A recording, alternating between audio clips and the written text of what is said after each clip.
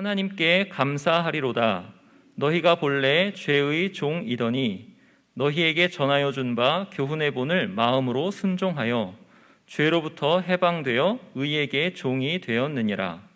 너희 육신이 연약함으로 내가 사람의 예대로 말하노니 전에 너희가 너희 지체를 부정과 불법에 내주어 불법에 이른 것 같이 이제는 너희 지체를 의에게 종으로 내주어 거룩함에 이르라. 너희가 죄의 종이 되었을 때에는 의에 대하여 자유로웠느니라. 너희가 그때에 무슨 열매를 얻었느냐? 이제는 너희가 그 일을 부끄러워하나니 이는 그 마지막이 사망임이라. 그러나 이제는 너희가 죄로부터 해방되고 하나님께 종이 되어 거룩함에 이르는 열매를 맺었으니 그 마지막은 영생이라.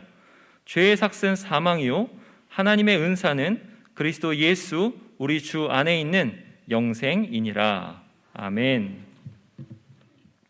오늘은 예수 소망, 인생을 변화시키는 능력이라는 제목으로 말씀을 전하겠습니다. 제가 여러분에게 질문을 하나 드리고 싶은데요. 한번 대답해 보세요. 여러분은 사람이 변한다고 믿으십니까?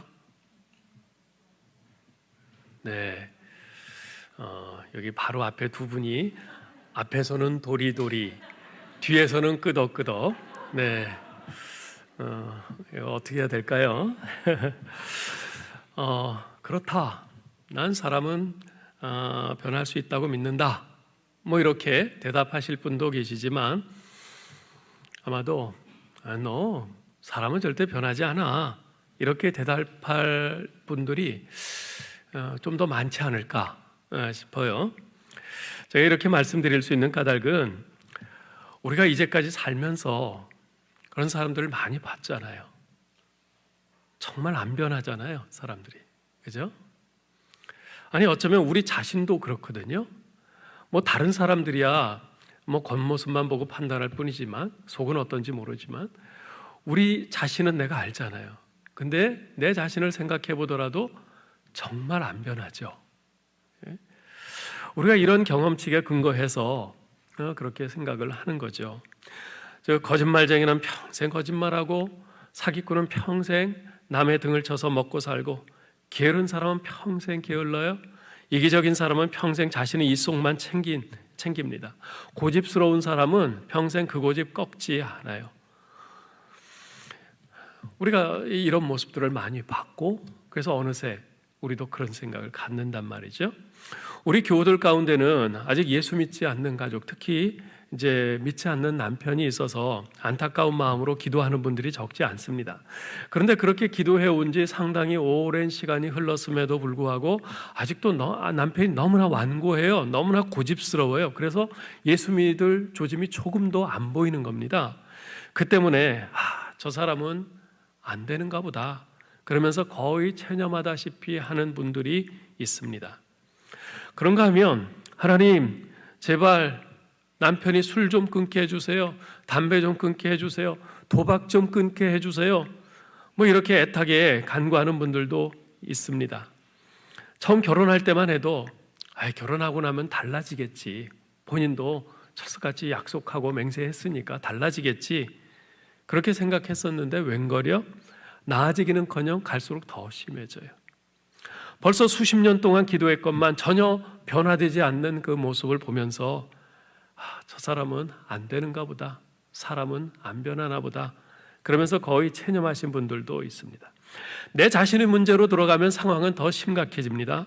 고치고 싶은데 고쳐지지 않는 나의 나쁜 습관들, 바뀌고 싶은데 바뀌지 않는 나의 완고한 고집, 변하고 싶은데 변하지 않는 나의 못된 성격 등은 정말 나를 괴롭게 합니다. 그 문제를 놓고 하나님께 열심히 기도합니다. 노력도 합니다. 그런데 도무지 바뀌지 않는 거예요. 그러다 보니 이 땅에서는 안 되는가 보다. 이 세상에서는 사람은 변하지 않아. 나중에 죽어서 천국 가서야 변할까? 뭐 그러면서 거의 체념하는 사람들이 적지 않습니다. 이렇듯 사람이 변하는 것은 참으로 힘듭니다. 거의 불가능하게 보입니다. 사실 사람이 변하는 것은 우리의 환경이나 상황이 변하는 것보다 훨씬 더 어렵습니다. 우리는 경험적으로 그것이 사실임을 잘 알고 있습니다. 이처럼 사람이 변하는 것은 어렵지만, 그러나 설령 그렇다 하더라도 사람은 절대 변하지 않는다는 이 생각은요, 우리의 미래를 절망적으로 만드는 것입니다. 절망적인 미래로 가는 확실한 지름길입니다. 어차피 변할 수 없다면 변하라고 노력해봐야 무슨 소용이 있겠어? 괜히 기대하면 실망만 더 커질 뿐이지, 뭐 그럽니다. 가능하지 않은 일에 뭐하러 소망을 품어? 그거야말로 희망 고문 아니겠어? 뭐 이러는 거죠. 자, 그렇다면 우리 사람들은 사람이 변하는 것에 대해서 참 부정적인 이런 생각을 가지고 있는데, 우리 하나님께서는 이 문제에 대해서 뭐라고 말씀하실까요? 하나님께서는 사람은 변할 수 있다, 변화될 수 있다라고 말씀하십니다. 성경에는 이에 대한 증거들과 신뢰들로 가득 차 있습니다. 사실 성경 전체가 이에 대한 이야기라 해도 과언이 아닙니다. 우리가 볼 때는 도무지 저 사람은 불가항력적이고 저 사람은 가망이 없어 보이는 구제불능인 것 같은 사람들이 우리 하나님을 만나고 예수 그리스도를 만나고 그분의 은혜를 입을 때 변화되는 그런 이야기들로 성경에는 가득 차 있습니다. 자, 그런데 성경에 보면요, 사람을 근본적으로 변화시키는 것이 두 가지가 있습니다. 하나는 우리를 변화시키되 파멸하는 쪽으로 변화시키는 것이고요, 다른 하나는 우리를 변화시키는데 온전하게 회복되고 완성시키는 방향으로 변화시키는 것이에요. 전자는 죄이고 후자는 하나님의 은혜입니다. 죄나 하나님의 은혜, 이 둘은 모두 우리를 변화시킵니다. 그런데 그 방향은 전혀 달라요. 전혀 반대예요. 죄는 우리를 멸망하는 쪽으로 변화시켜요. 죄로 인해서 우리 인간은 영적으로 죽은 존재가 되지 않았습니까? 죄로 인해서 인간은 타락해서 자신의 창조주인 하나님을 싫어하고 멀리하고 외면하지 않습니까? 반면에 하나님의 은혜는 우리를 회복시키고 온전케 하는 방향으로 그렇게 변화시킵니다. 하나님의 은혜는 영적으로 죽었던 우리 인간을 산 존재가 되게 했습니다. 하나님의 은혜는 인간을 싫어했던 우리들로 하여금 하나님을 사모하고 사랑하는 존재가 되게 했습니다. 죄는 우리를 절망으로 밀어넣었지만 하나님의 은혜는 우리를 소망으로 이끕니다. 죄가 우리에게 그 추악한 고개를 들지 않는 날은 단 하루도 없습니다. 그런데 또한 하나님의 풍성한 은혜가 우리에게 새롭지 않은 날 또한 단 하루도 없습니다. 그러한 하나님의 풍성한 은혜는 바로 예수 그리스도의 모습으로 우리에게 주어졌습니다. 즉 예수 그리스도 그분 자체가, 그분이 행하신 모든 것이 우리에게 주어진 하나님의 풍성한 은혜인 것입니다. 그에 대한 중요한 대표적인 신뢰를 몇 가지 찾아보죠. 요한복음 1장 14절은 이렇게 말씀합니다. 같이 읽어볼까요? 말씀이 육신이 되어 우리 가운데 거하심에 우리가 그의 영광을 보니 아버지의 독생자의 영광이요 은혜와 진리가 충만하더라. 무슨 말입니까? 예수 그리스도께서 이 땅에 인간의 몸으로 오신 성육신이 바로 우리에게 임한 하나님의 충만한 은혜라는 것이에요. 예수님께서 이 땅에 인간의 몸을 입고 오신 것 그 자체가 우리에겐 충만한 은혜예요. 왜냐하면 주님이 그렇게 오시지 않았으면 우리는 하나님을 볼 수도 없었고 알 수도 없었으니까. 히브리서 4장 15절 16절은 이렇게 말합니다. 읽어보죠. 우리에게 있는 대제사장은 우리의 연약함을 동정하지 못하실 리가 아니요 모든 일에 우리와 똑같이 시험을 받으신 이로되 죄는 없으시니라. 그러므로 우리는 긍휼하심을 받고 때를 따라 돕는 은혜를 얻기 위하여 은혜의 보좌 앞에 담대히 나아갈 것이니라. 예수 그리스도께서 이 땅에 사셨던 33년의 생애는 비록 짧은 생애였지만 우리 인간이 겪을 수 있는 모든 시험을 온 몸으로 다 당하신 그런 생애였습니다. 그래서 주님께서는 우리의 연약함을 그 누구보다도 더 잘 이해하시고 계시고 동정하시고 계시고 우리를 불쌍히 여기시며 언제든지 우리에게 때를 따라 돕는 은혜를 주시려고 준비하고 계십니다. 그러므로 예수 그리스도께서 이 땅에 사셨던 33년의 생애라는 것은 우리 인간에게 주어진 하나님의 풍성한 은혜인 것이죠. 또한 에베소서 1장 7절은 이렇게 말합니다. 읽어봅시다. 우리는 그리스도 안에서 그의 은혜의 풍성함을 따라 그의 피로 말미암아 속량 곧 죄사함을 받았느니라. 네, 이 말씀은 예수 그리스도의 십자가의 죽으심을 말하고 있는데, 예수 그리스도께서 십자가에 못 박혀 죽으신 것은 우리의 죄를 속량하신 하나님의 풍성하신 은혜라는 것입니다. 예수 그리스도의 십자가가 아니었다면, 그분의 죽음이 아니었다면 과연 그 누가 이 죄에서 죄사함을 받고 해방될 수 있었겠어요? 또한 에베소서 2장 4절로 7절은 이렇게 말씀합니다. 읽습니다. 긍휼이 풍성하신 하나님이 우리를 사랑하신 그 큰 사랑을 인하여 허물로 죽은 우리를 그리스도와 함께 살리셨고 너희는 은혜로 구원을 받은 것이라. 또 함께 일으키사 그리스도 예수 안에서 함께 하늘에 앉히시니 이는 그리스도 예수 안에서 우리에게 자비하심으로써 그 은혜의 지극히 풍성함을 오는 여러 세대에 나타내려 하심이라. 자, 이 말씀에서는 예수 그리스도의 부활을 중점적으로 말씀하고 있는데, 예수 그리스도의 부활은 곧 우리를 살리시고 일으키사 하늘에 앉히신 하나님의 지극히 풍성한 은혜라는 것입니다. 또한 로마서 8장 32절 34절도 보겠습니다. 읽습니다. 자기 아들을 아끼지 아니하시고 우리 모든 사람을 위하여 내주시니가 어찌 그 아들과 함께 모든 것을 우리에게 주시지 아니하겠느냐? 누가 능히 하나님께서 택하신 자들을 고발하리요? 의롭다 하신 이는 하나님이시니 누가 정죄하리요? 죽으실 뿐 아니라 다시 살아나신 이는 그리스도 예수시니 그는 하나님 우편에 계신 자요 우리를 위하여 간구하시는 자시니라. 부활 승천하신 예수 그리스도께서는 지금 하나님 우편에 계세요. 그런데 하나님 우편에서 뭐 하고 계십니까? 우리를 위해서 간구하고 계시다고 말씀합니다. 그렇게 하나님 우편에서 우리를 위해서 간구하시는 예수 그리스도는 우리를 위해서 모든 것을 아끼지 않고 내주시는 하나님의 풍성하신 은혜라는 것입니다. 여러분, 이처럼 예수 그리스도께서 이 땅에 인간의 몸으로 오신 성육신과 이 땅에서 사신 그 모든 생애와 또 그분의 십자가의 죽으심과 부활과 또 지금 승천하셔서 하나님 우편에 계신 그 모든 것, 우리 예수 그리스도의 모든 것은 바로 여러분과 저를 향한 하나님의 풍성한 은혜라는 것이지요. 이처럼 죄는 우리 인간을 비참한 파멸과 절망으로 몰아넣었지만 예수 그리스도로 표현된 하나님의 풍성한 은혜는 우리를 온전히 회복시켜 주시고 소망으로 이끌어 주신 것입니다. 오늘 본문인 로마서 6장은요, 우리 인간의 그러한 처지를 잘 드러내주고 있습니다. 여러분, 6장을 읽어보시면 6장에서 가장 많이 나타나는 단어가 있습니다. 그 단어가 뭘까요? 한 글자로 되어 있는데요, 종이라는 단어입니다. 종은 그 당시엔 노예를 뜻합니다.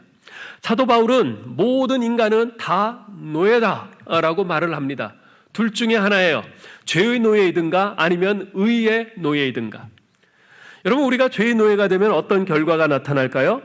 오늘 본문에서는 결과라는 말 대신 열매라는 말을 쓰고 있는데요, 죄의 종, 죄의 노예가 되었을 때 그 열매는 뭐냐면 바로 사망입니다. 21절 읽겠습니다. 너희가 그때에 무슨 열매를 얻었느냐? 이제는 너희가 그 일을 부끄러워하나니 이는 그 마지막이 사망임이라. 이것은 미래에 죽을 것이라는 그 사실만을 강조하는 것이 아니라 지금 여기에서 이미 죄의 종이 되었다는 사실을 강조하는 것입니다.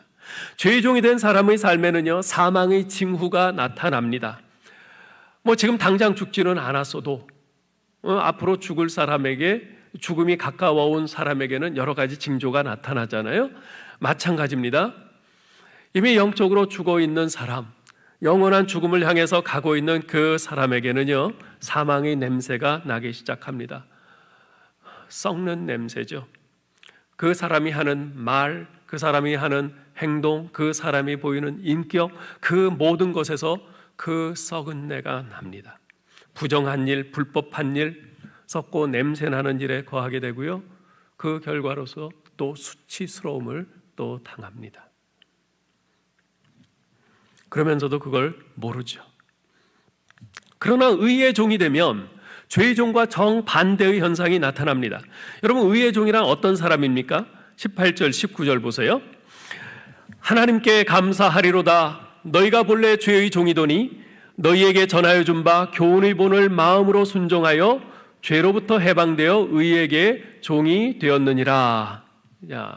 자, 여기에서 우리에게 전하여 준 바 교훈의 본이라고 했는데 이것은 우리에게 전하여진 예수 그리스도의 복음을 의미합니다. 즉 예수 그리스도의 복음을 믿고 죄로부터 해방된 사람, 그 사람이 바로 의의 종인 것입니다.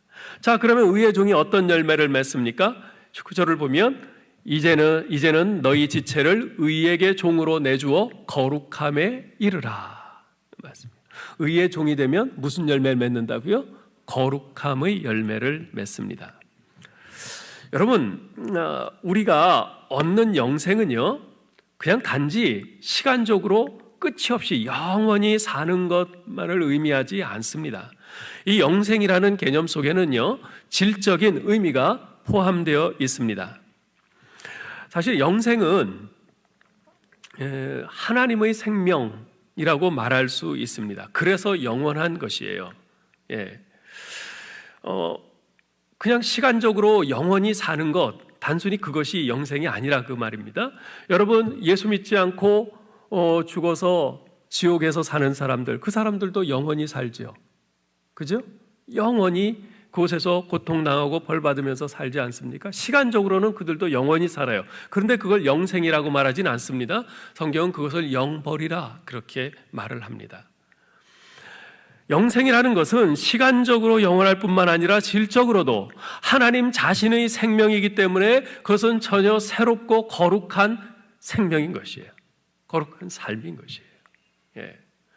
우리가 영생을 얻어서 천국에 가는 것만이 다가 아닙니다. 구원받아 의종이 된 우리는 이 세상에서부터 거룩한 삶을 이루어 나갑니다. 그러다가 이 세상을 떠나는 날 내가 닮아가고 있던 거룩하신 주님과 더불어 거룩한 나라에서 영원한 거룩한 삶을 누리게 되는 것입니다. 그래서 22절에서는 이렇게 말씀하고 있습니다. 읽어보겠습니다. 그러나 이제는 너희가 죄로부터 해방되고 하나님께 종이 되어 거룩함에 이르는 열매를 맺었으니 그 마지막은 영생이라. 우리가 이 땅에서 거룩한 삶을 살다가 그 연장선상에서, 그 완성된 연장선상에서 영생으로 들어가는 것입니다. 여기서 열매를 말할 때 영생의 강조점이 있지 않고 거룩함의 강조점이 있다는 사실을 여러분 주목하실 수 있기를 바랍니다. 여러분, 우리를 향한 하나님의 목적이 뭐라고 생각하세요? 여러분과 저를 향한 하나님의 목적은 우리를 흠없고 거룩한 사람으로 만드는 데 있습니다. 이걸 잘 기억하셔야 돼요. 그냥 단지 우리를 영원히 죽지 않고 영원히 살게 하는 게 하나님의 목적이 아니라 여러분과 저를 흠없고 흠없는 거룩한 사람 만드는 것, 그것이 하나님의 목적이에요. 에베소서 1장 4절에 보면 곧 창세전에 그리스도 안에서 우리를 택하사 우리로 사랑 안에서 그 앞에 거룩하게 흠이 없게 하시려고 우리를 부르셨다고 말씀을 합니다. 하나님께서 여러분과 저를 만세전에 택하셔서 부르신 이유는 여러분과 저를 하나님 앞에서 거룩하고 흠이 없게 하시려고, 그런 존재 되게 하시려고 부르신 것입니다. 이제 하나님께서는 우리가 그렇게 하나님처럼 거룩하고 흠이 없는 존재가 되게 하려고 일하십니다. 사도 바울은 이 사실을 로마서 8장 29절에서 이렇게 표현하고 있습니다. 읽어보겠어요?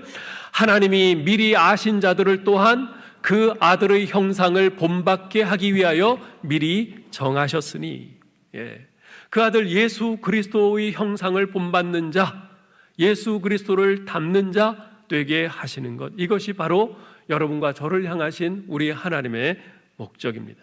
하나님께서는 우리에 대해서 꿈이 있으세요. 지금 말씀드린 것처럼 여러분과 제가 거룩하고 흠이 없는 사람 되는 겁니다. 우리 하나님 아버지를 닮는 거룩한 존재가 되는 겁니다. 예수 그리스도를 닮는 거룩한 인격의 사람이 되는 것입니다. 지금 당장 우리가 100% 완전히 흠이 없는 존재로 완성되기를 요구하시는 것은 아닙니다.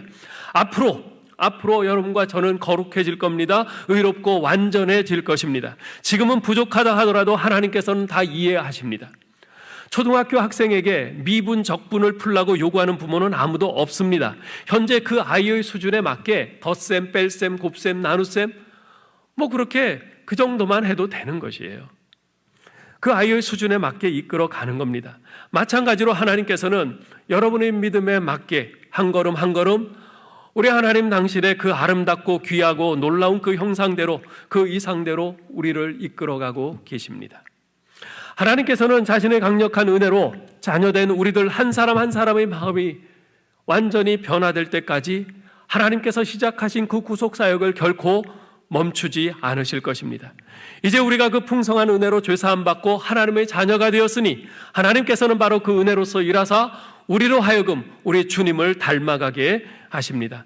그렇게 여러분과 저를 계속해서 변화시켜 가실 것입니다. 여러분도 다 경험해서 아시겠지만 자식을 사랑하는 부모는요, 어떤 경우에도 자식을 포기하지 않습니다. 그저 망나니 같아도 포기하지 않아요. 절대 포기하지 않아요. 기다립니다. 기다리고 또 기다립니다. 인내하고 기다려요. 그렇게 그 사랑을 표현합니다. 기다리는 것 그 자체가 사랑이에요. 그렇게 포기하지 않는 사랑, 기다리는 사랑이 결국 그 망나니 같은 자식을 변화시킵니다. 마찬가지입니다. 하나님께서는 기다리세요. 여러분과 저를 기다리고 또 기다리세요. 우리가 돌아오도록, 우리가 하나님의 그 사랑에 감복이 돼서 그것을 깨닫고 감격해서 우리가 변화되도록 기다리세요. 하나님께서는 절대로 자신의 뜻을 포기하지 않으십니다. 제가 분명히 믿기는 하나님께서는 여러분과 저를 반드시 거룩한 사람으로 만들고야 마실 것입니다. 그분이 우리를 사랑하시기 때문에 반드시 그렇게 하실 것입니다. 당신의 포기하지 않는 사랑으로, 기다리는 사랑으로 결국 여러분과 저를 변화시키실 것입니다. 우리를 그처럼 흠없는 거룩한 사람으로 변화되게 하시는 것이 하나님의 뜻일진데, 자, 그렇다면 우리가 취해야 할 마땅한 반응은 무엇일까요? 우리를 흠없는 거룩한 사람으로 변하게 하시는 것이 하나님의 뜻이라면, 그렇다면 그런 하나님의 뜻을 아는 우리가 이제 하나님 앞에서 취해야 될 바른 반응은 무엇인가? 그것은 우리 자신도 그러한 변화를 사모하는 것입니다. 우리의 거룩함이 하나님의 뜻이요 꿈이라면 마지못해 수동적으로 그냥 질질 끌려갈 것이 아니라 그러한 변화를 적극적으로 사모하며 나아가야 한다는 것입니다. 문제는 과연 거룩함으로의 변화에 대한 갈망이 우리에게 있는가 하는 것이에요.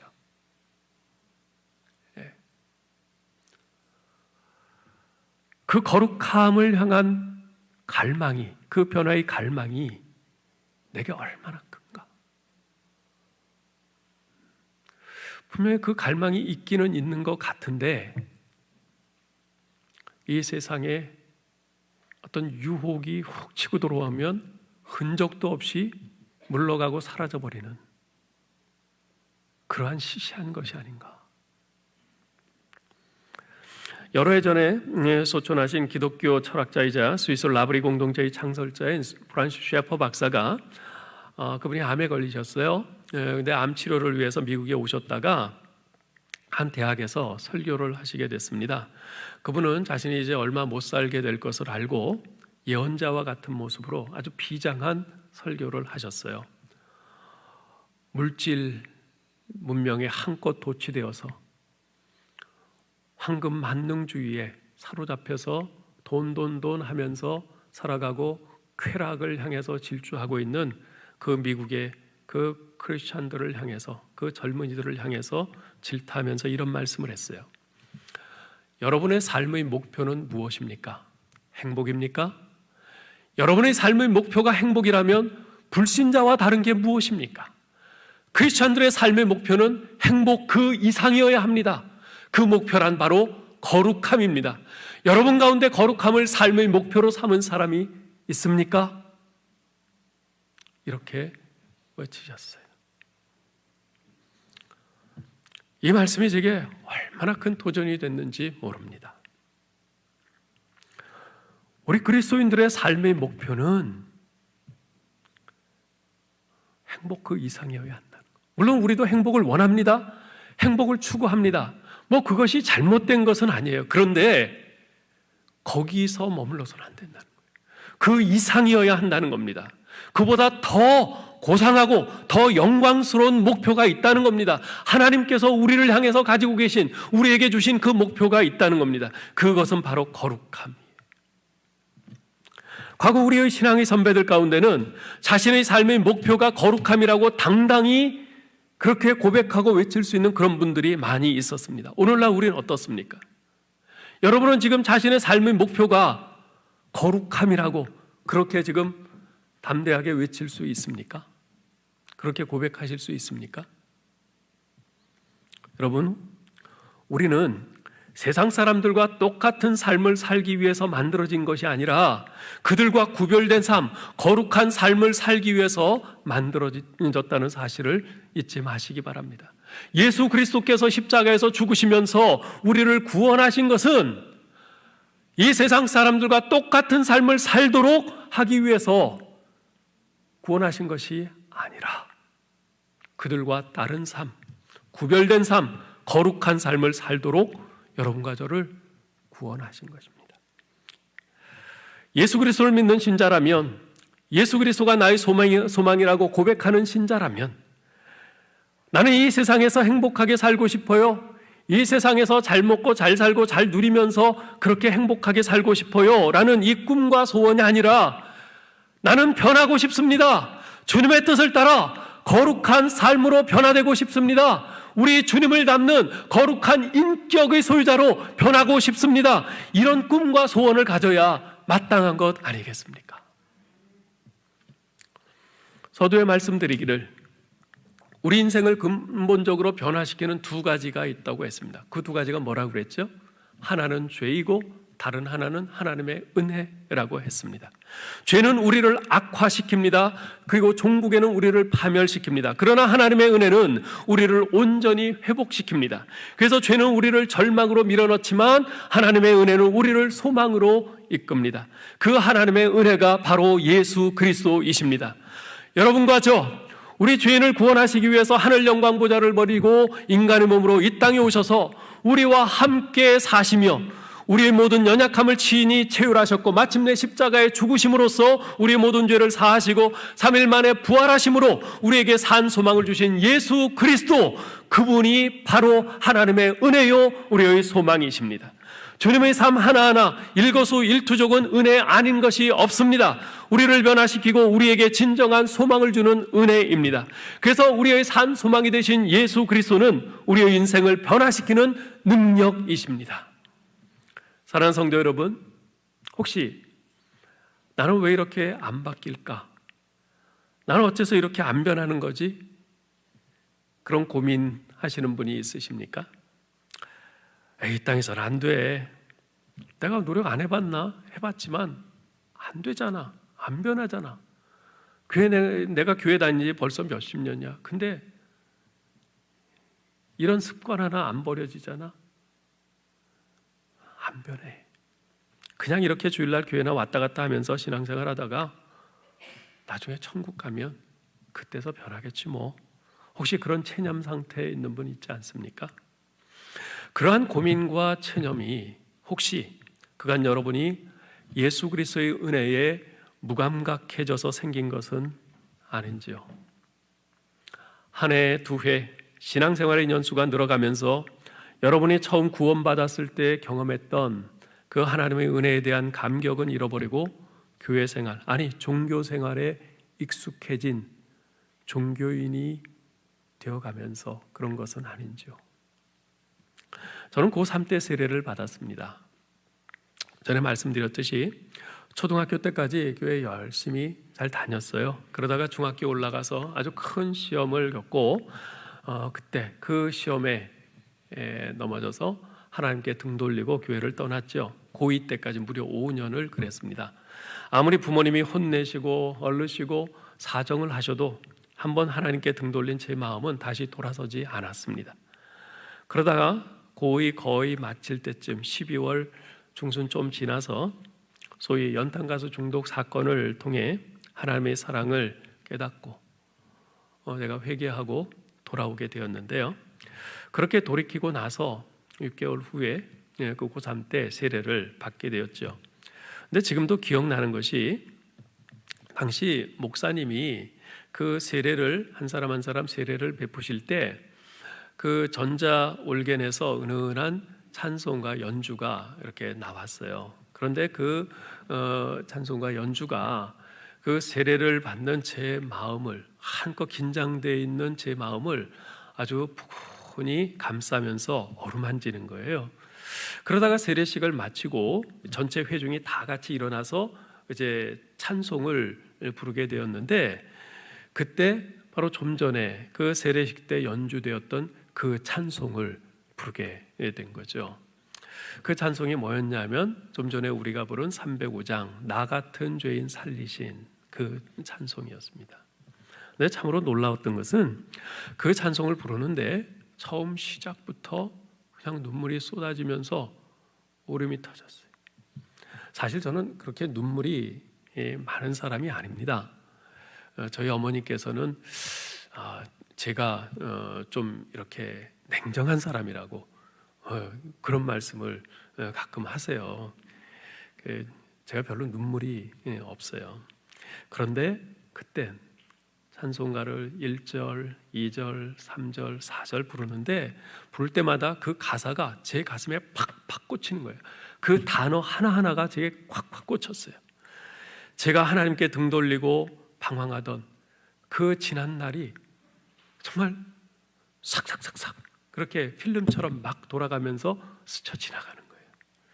한편으로는 완악했던 제 모습이 떠올라서 너무나도 부끄러웠고, 다른 한편으로는 제게만 하나님의 은혜가 생생하게 느껴지면서 얼마나 감사했는지 몰라요. 그렇게 터져나온 울음은 그 찬송이 다 끝날 때까지, 아니 4절까지 다 끝나고 나서도 멈추질 않았습니다. 멈추지 않고 계속해서 쏟아지는 눈물에 도무지 제 자신을 어떻게 추스릴 수가 없었어요. 그 후로 그 찬송은 제가 가장 즐겨 부르고 자주 부르는 최애창곡 넘버원이 됐습니다. 제가 목사가 되고 나서도 마찬가지였습니다. 신방을 가면요 언제나 그 찬송을 가장 먼저 부르곤 했어요. 그래서 전에 있던 교회에서는 제가 신방을 가면 말을 하지 않아도 먼저 305장을 딱 펴놓고 이제 그거 부를 준비하고 기다리고 있었어요. 제가 우리 교회에 와서도 처음에 한 1, 2년 동안은 이제 그렇게 했었는데 그 다음부터는 이제 좀 다른 찬송으로 좀 이제 바꾸고 이제 그렇게 했죠. 근데 제가 그렇게 이 305장 나 같은 죄인 살리신 그 찬송을 그렇게 부르고 또 부르고 그렇게 부른 두 가지 이유가 있습니다. 하나는 그 찬송을 부를 때마다 이런저런 일들로 흔들리고 요동치고 복잡했던 제 마음이 그 찬송을 부르기만 하면 평온해지는 거예요. 참 아주 놀랍고 신기한 경험인데 그게 전 너무나 좋았어요. 아무리 골치 아픈 일, 내 마음을 괴롭게 하는 그런 일이 있어도 그 찬송을 이렇게 쭉 부르면 말할 수 없는 하나님의 은혜가 밀려오면서 마음이 차분해져요. 가라앉아요. 그러면서 제 마음이 얼마나 좋은지 몰라요. 그래서 자연히 그 찬송을 즐겨 부르게 됐죠. 둘째는요, 사실 이것이 더 큰 이유인데요, 그것은 지난날 하나님께서 제게 베풀어 주신 그 놀라운 은혜에 제가 무감각해지지 않기 위해서였습니다. 시간이 흐를수록 처음에 하나님의 은혜에 감격해서 울던 모습은 점점 사라지고 점점 바리새인과 같은 그런 종교인이 되어가는 제 모습을 볼 때가 언뜻 있어요. 그때마다 소스라치게 놀라죠. 그러면서 큰 위기의식을 느끼곤 합니다. 이래서는 안 되는데 나도 모르는 사이에 어느새 이렇게 변질되었구나. 내가 그렇게 손가락질하면서 침 튀겨가며 욕하던 바리새인의 모습이 내게 점점 들어차고 있구나. 깜짝깜짝 놀랍니다. 여러분, 우리가요 하나님의 은혜에 무감각해지기 시작하면 그때부터 우리는 변질되기 시작합니다. 여러분 이거 잘 기억하셔야 돼요.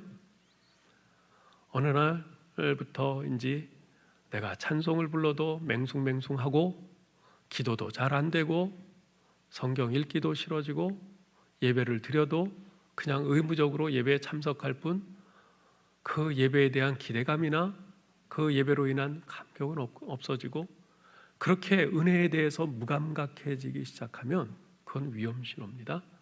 내가 점점 변질되어 가고 있다는 신호인 것입니다. 그때 여러분들 스스로를 일깨우셔야 돼요. 일깨우셔야 돼요. 하나님께서 베풀어 주신 놀라운 은혜에 무감각해지지 않도록 늘 경계하고 깨어 있어야 합니다. 여러분 이 찬송가 305장은요 존 뉴턴이 작시한 찬송입니다. 이 찬송가에는 우리 찬송가에는 이 곡이 4절로 되어 있습니다만 원래는 6절까지 있습니다. 한번 보세요. 제가 읽겠습니다. 나 같은 죄인 살리신 주 은혜 놀라워 잃었던 생명 찾았고 광명을 얻었네. 큰 죄악에서 건지신 주 은혜 놀라워 나 처음 믿은 그 시간 귀하고 귀하다. 이제껏 내가 산 것도 주님의 은혜라. 또 나를 장차 본향에 인도해 주시리.